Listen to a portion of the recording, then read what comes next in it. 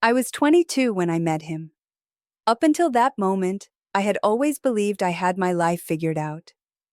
College was behind me, my career was starting to take off, and I was surrounded by friends who made my world feel complete. But despite all the success and happiness in my life, there was a sense of emptiness I couldn't shake. A feeling that something was missing, though I didn't know what it was. I had never been in love and I didn't think I needed to be. But that all changed when I met Ethan. It was a summer evening and I was at a friend's housewarming party. The room was full of laughter, people chatting, and the smell of fresh food and drinks. I was in the kitchen helping my friend Tara organize the food when he walked in.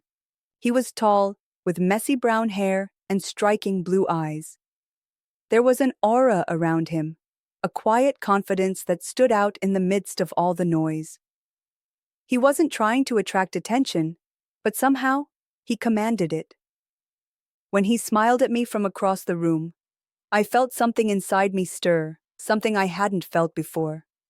A sense of recognition, as though I had known him for years, but I hadn't. His name was Ethan, and he had recently moved to the city. He was Tara's colleague, and she had invited him to the party. I learned all of this within the first few minutes of our conversation. We exchanged pleasantries, made small talk about work and life, but there was something about the way he listened to me, the way his eyes stayed locked onto mine, that felt different. I couldn't quite put my finger on it, but I felt drawn to him in a way I couldn't explain. The night went on, and I found myself seeking him out, finding reasons to talk to him. Every conversation we had felt more comfortable, more natural than I had ever experienced with anyone. We talked about everything: our childhoods, our dreams, and even the things that scared us. I told him things I hadn't told anyone else. And he listened, really listened, as if nothing else in the world mattered. By the end of the night, I was already thinking about him in a way I never expected, and that was just the beginning. In the days that followed the party, I couldn't stop thinking about Ethan. I tried to push the feelings away, told myself it was just a fleeting connection, a random encounter that didn't mean much. But every time I bumped into him, at Tara's place, at the local coffee shop, or even during casual hangouts, I found myself drawn to him even more. We talked constantly, and it felt so effortless. I had never felt such an immediate bond with anyone before, and I couldn't explain why. He made me laugh in ways I hadn't in a long time. But what struck me most was his kindness. Ethan had a way of making everyone feel seen. He was humble, not the kind of person who sought attention, but he was always present. He would hold the door open for strangers, help people without them asking, and always make others feel valued. And it wasn't just a front. It wasn't a facade he put on to impress people. It was who he was. I began to feel something deep inside me, a pull I couldn't ignore. And one evening, as we were sitting on a park bench after a long walk, I realized I was already in love with him. It wasn't a dramatic moment, no sweeping declarations or passionate exchanges. It was in the small, quiet moments we shared. Those moments when we didn't need to say anything at all to know what the other person was feeling. But that realization hit me like a wave. I was in love with him, and I had no idea how to deal with it. Ethan didn't feel the same way, or at least I didn't think he did. He was kind, sweet, and incredibly charming, but he had never said or done anything that made me think he felt the same way. He was my friend. Nothing more, nothing less. But as the days went on, I couldn't ignore it. I wanted to be around him more, to learn more about him. And when he smiled at me, that warmth in his eyes, I couldn't help but hope. Hope that maybe, just maybe, he felt the same way. It was a rainy afternoon when everything changed. We had plans to meet for coffee, something we'd done many times before. But today, as I walked into the cafe, I saw Ethan sitting by the window, looking out at the rain, lost in thought. There was something in his posture, something in the way he was looking out at the world that made me feel like I needed to say something, like I couldn't keep my feelings bottled up anymore. I walked over to him, my heart racing in my chest, unsure of how to even begin. But he looked up when he saw me, and the warmth in his smile made everything else fade into the background. "Hey, you're late," he teased. But there was something more in his eyes, something soft and knowing. I sat down, trying to control my nerves.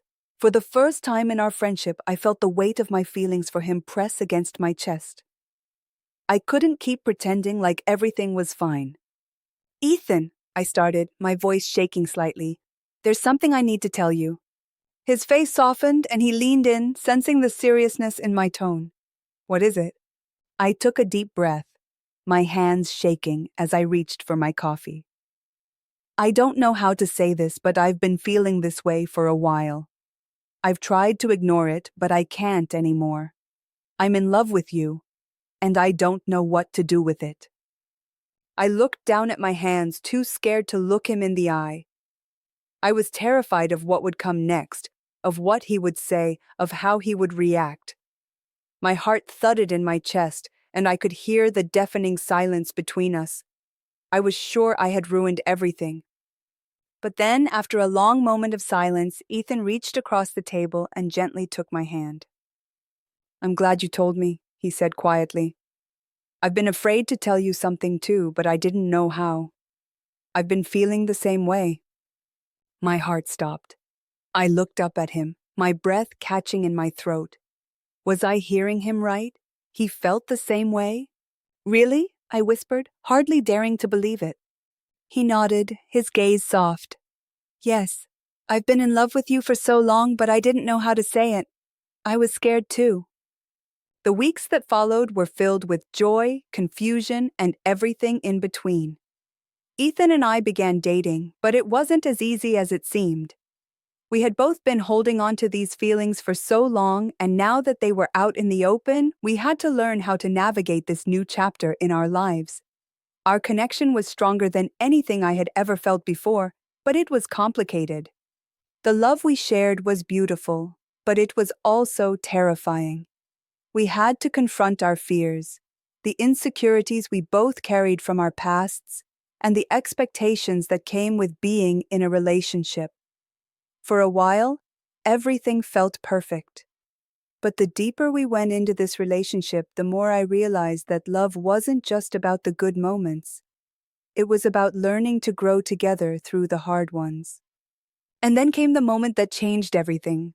Ethan and I were walking through a park one afternoon, hand in hand, when I realized something crucial. Love is not always about the perfect moment or the perfect person. It's about the willingness to be vulnerable with each other. Our love wasn't going to be flawless, but it was real. And that, I realized, was enough. The biggest lesson I learned from this experience was that love isn't just about being happy or finding someone who makes your heart race. It's about trust, vulnerability, and the willingness to grow with someone. Love isn't perfect. It's messy, complicated, and filled with uncertainty. But it's worth it, every single moment. And as I look back now, I see how much this relationship has shaped me, how much I've learned about myself, about love, and about what it means to truly commit to someone. Not because it's easy, but because it's real.